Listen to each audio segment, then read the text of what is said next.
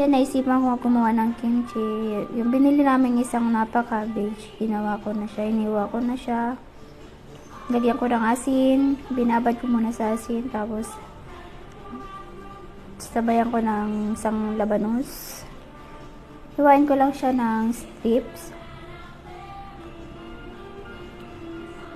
Tapos, isang carrot. Strips din lang hiwa ko sa kanya. May sibuyas, bawang, luya din yan.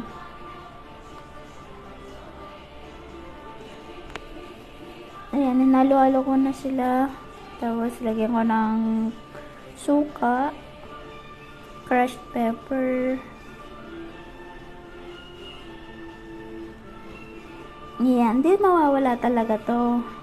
Gochujang.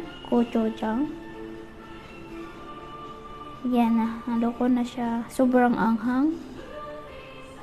Pero kaya naman. Masarap naman siya. Ilagay ko na siya sa bote ng arla.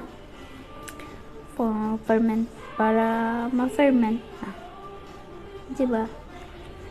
Yan, may homemade